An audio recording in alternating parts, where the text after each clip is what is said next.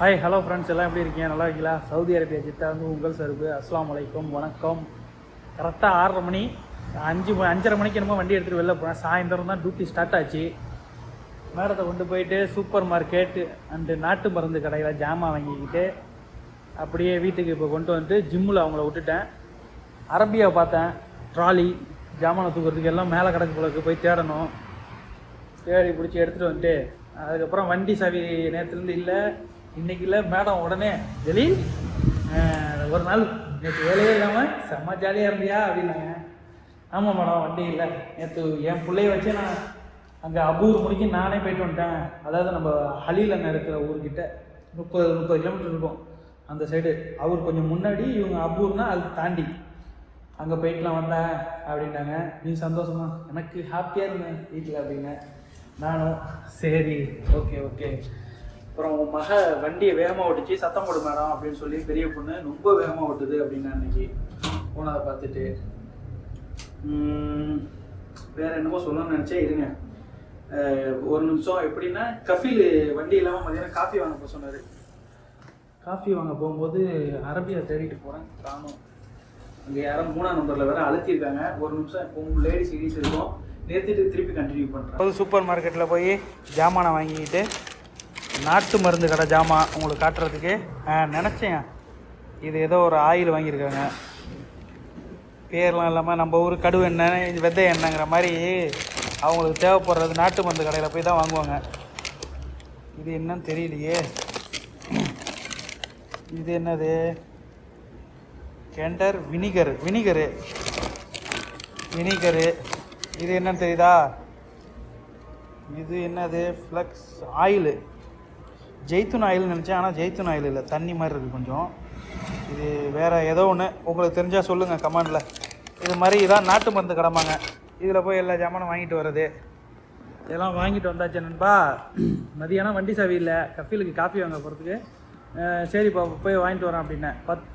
10 நிமிஷம் நடந்து போகணும், நடந்து போய்ட்டுறோம். வண்டி சாவி இல்லை அப்படின்னா, வைத்தியமானி வண்டி சாவி இல்லைன்னா மேலே வந்து வண்டி சாவி வாங்கிட்டு போ, இந்த வெயிலில் எப்படி போவா அப்படி இப்படின்னு சொல்லி ஒரே பேசிக்கிட்டு சத்தம் போட்டார்.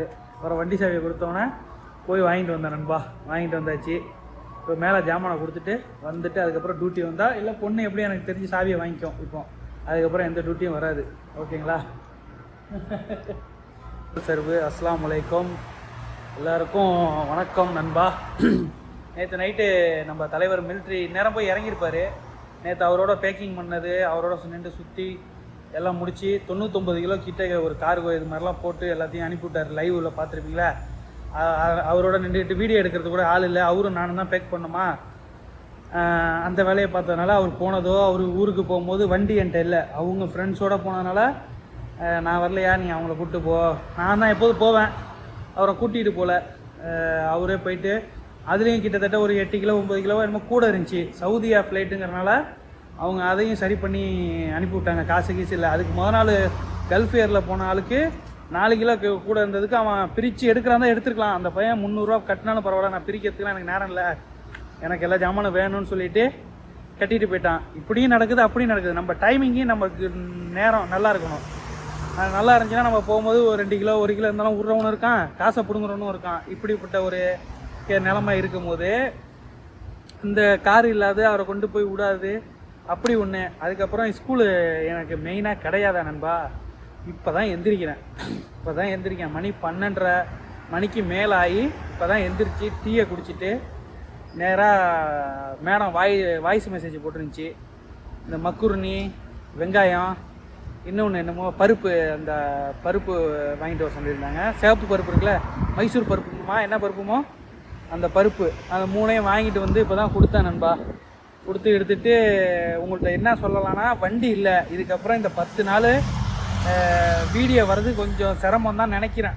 நான் லைவ் போடுறேன், போடாத இன்றைக்கி லைவ் போட்டு உங்கள்கிட்ட கொஞ்சம் நேரமாக பேசிட்டு போகிறேன். இந்த மாதிரி ஏதாவது எங்கன்னா போகும்போது வீடியோ எடுத்தால் உண்டு. இதை வெளியில் சாயந்தரத்துக்கு மேலே தான் டியூட்டியாக போவோம். நம்ம டியூட்டியாக போகும்போது போனால் அந்த ஒரு போகிறது, அந்த பர்டிகுலராக அங்கே போகிறது அங்கேயோட முடிஞ்சிருந்தா வேறு எங்கேயும் அந்த அளவுக்கு சுற்றலை. பெருநா முடிக்கும் இப்படி தான், தாடி மீசை எதையும் எடுக்கிறது இல்லை, நகம் வெட்டுறல, எல்லாம் பெருநா கழிச்சு தான். இதுக்கப்புறம் பெருநாக்கு ஆடு இருக்கிறதுக்காண்டி இப்போ அன்றைக்கி இங்கே போன வியாழக்கிழமையே நம்ம இதெல்லாம் க்ளீன் பண்ணியிருந்தா நமக்கு பிடிச்ச மாதிரி இருந்திருக்கலாம். நான் அந்த டேட்டில் மிஸ் ஆகிட்டு எனக்கு கரெக்டாக, அதனால் இப்படியே தான் இருக்கணும். பெருநாள் கழிக்கிற பிடிக்கும். அது ஒன்று உடனே சோகமாக தாடியோடு இருக்கான்னு இது பண்ணிடுறான்னு நினச்சிடாங்க. இது எல்லாமே ஒரு இதுக்காண்டி தான். பெருநாள் முடிக்கும் நெகமோ தாடி இதெல்லாம் வெட்டக்கூடாது. பெருநாள் கழிச்சு தான் உம்ரா போகிறவங்க, சாரி ஹஜ்ஜி செய்கிறவங்க, அங்கே ஒரு நாளாக 2 நாளா எனக்கு சரியாக தெரில, இங்கே கொசு கடிச்சா கூட அடிக்கக்கூடாது. அந்த அளவுக்கு அங்கே போய் அந்த ஹஜ்ஜி செய்கிற டயத்தில் அங்கே இருக்கணும். கொசு எந்த ஒரு விலங்கையும் எந்த ஒரு உசுரையும் துன்புறுத்தக்கூடாதுன்னு நினைக்கிறேன். அது எனக்கு சும்மா ஒரு இதாக தெரிஞ்சதான் சொல்கிறேன். இன்னும் ப்ராப்பராக தெரிஞ்ச மாதிரி எனக்கு சொல்லலை.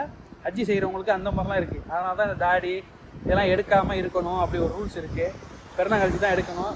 இருக்கிற பெருநாள் இன்னும் வெள்ளிக்கிழமை அன்றைக்கி பெருநாளாக இருக்கும் இங்கே. அதெல்லாம் சொல்லணும்னு நினச்சேன் நண்பா. இப்படி தான் லெவலாக போயிட்டுருக்கு டியூட்டி.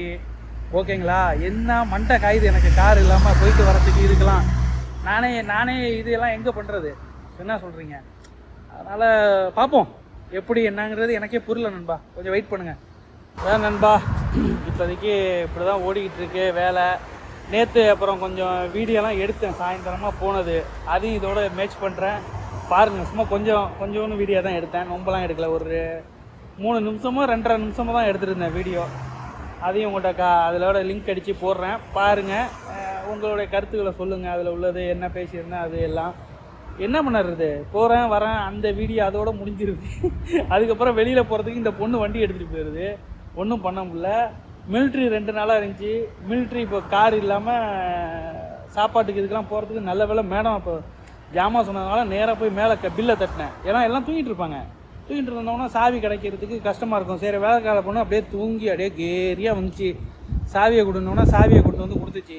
அங்கேயே டேபிளில் தான் வச்சுருப்போம் போல இருக்குது. சரின்னு வாங்கிட்டு வந்துட்டு மேடத்துக்கு சூப்பர் மார்க்கெட்டுக்கு போய் ஜாமான் எல்லாம் வாங்கிட்டு அப்படியே எனக்கு சாப்பாடு எல்லாத்தையும் வாங்கிட்டு இப்போ தான் வரேன். வந்துட்டு உங்கள்கிட்ட அப்படியே சொல்லிவிட்டு ஒரு சின்ன வீடியோவாக போடலாம். ஏன்னா டெய்லி வீடியோ போட்டே ஆகணுமே. எல்லாம் சத்தம் போடுவீங்க, எங்கே இன்றைக்கி வீடியோ வரலன்னு கேட்பீங்க. வேறு என்ன பண்ண சொல்கிறீங்க? இப்போலாம் இருக்குது. இந்த 10 நாள் கொஞ்சம் ரிஸ்க்கு மாதிரி தான் போகும் நண்பா, எதுவும் நினச்சிக்காதீங்க. நான் வெளியில் போனால் வீடியோ எடுத்து போடணும் இதுங்கிற ஆசை எனக்கு இருக்குது. ஒரு ஏரியாவை காட்டணும், எல்லாம் பண்ணணும், அந்த மாதிரிலாம் எனக்கு இருக்குது.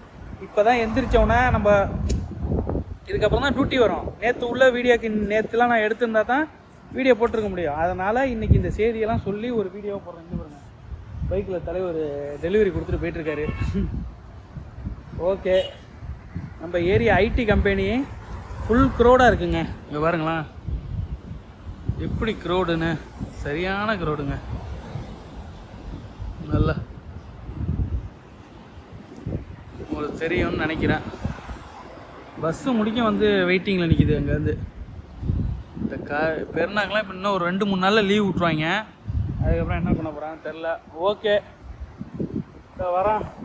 சாப்பாடை கொண்டு போய் இது பண்ணிட்டு சாப்பிட்டுட்டு ரெடியாக இருப்போம். அதுக்கப்புறம் சாயந்தரம் டியூட்டி வந்து அதை தனி வீடியோவை போடுறேன் நண்பா. உங்கள்கிட்ட நாளைக்கு வேறு வீடியோவில் சந்திக்கிறேன். பாய். ஓகேங்களா?